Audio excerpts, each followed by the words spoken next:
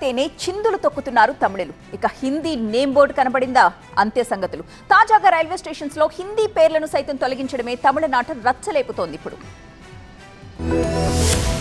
ప్రతి విద్యార్థికి ఇష్టమైన భాషల్లో చదువుకునే స్వేచ్ఛనివ్వాలి. 3 భాషల్ని అందుబాటులో ఉంచాలి. అందులో ఒక భాషగా హిందీ ఉండాల్సిందే అని చెప్పేదే నేషనల్ ఎడ్యుకేషన్ పాలసీలోని 3 లాంగ్వేజ్ పాలసీ. కానీ తమిళనాడు సర్కార్ దానికి ససేమిరా అంటోంది. ఇప్పుడున్న ద్విభాషా సూత్రాన్ని కొనసాగిస్తాం, మా విద్యార్థులకు తమిళం, ఇంగ్లీష్ మాత్రమే నేర్పిస్తామంటూ కేంద్రంపై కొట్లాటను షురూ చేసింది. సీఎం స్టాలిన్ సైతం రంగంలోకి దిగి ప్రధాని మోదీకి ఓపెన్ లెటర్ కూడా రాశారు. తమిళ భాషకు, ప్రజలకు, రాష్ట్రానికి నష్టం కలిగించే ఏ చర్యలనైనా అనుమతించేది లేదని క్లియర్ కట్ గా చెప్పేశారు. అయినప్పటికీ తమిళ బీజేపీ ఏమాత్రం తగ్గకపోవడంతో భాషా వివాదం రోజు రోజుకు ముదురుతోంది. రాష్ట్ర వ్యాప్తంగా హిందీ భాష వ్యతిరేక ఉద్యమం ఉధృతమవుతోంది. ఇక డీఎంకే నేతలైతే హిందీ నేమ్ బోర్డు కనబడితే చాలు వెంటనే వాటిని తొలగిస్తున్నారు. హిందీలో సింగిల్ వర్డ్ కనిపించినా రగిలిపోతున్నారు. అందులో భాగంగానే తాజాగా రైల్వే స్టేషన్ లో ఉన్న హిందీ పేర్లను సైతం తొలగిస్తూ తమిళనాట రచ్చన పెంచేశారు. మరోవైపు రాష్ట్రంలోని మిగతా ప్రాంతీయ పార్టీలు సైతం త్రిభాషా సూత్రం అమలును వ్యతిరేకిస్తూ తమిళ ప్రభుత్వానికి మద్దతుగా నిలబడ్డాయి. అటు బీజేపీ మాత్రం గెట్అవుట్ స్టాలిన్ అనే హ్యాష్ ట్యాగ్ తో ఆన్లైన్ లో అదరగొడుతోంది. తమిళనాట యాంటీ హిందీ ఉద్యమం కొత్త కాకపోయినా ఇప్పుడు రాజకీయ రంగు పులుముకొని నెక్స్ట్ లెవెల్ కి చేరింది.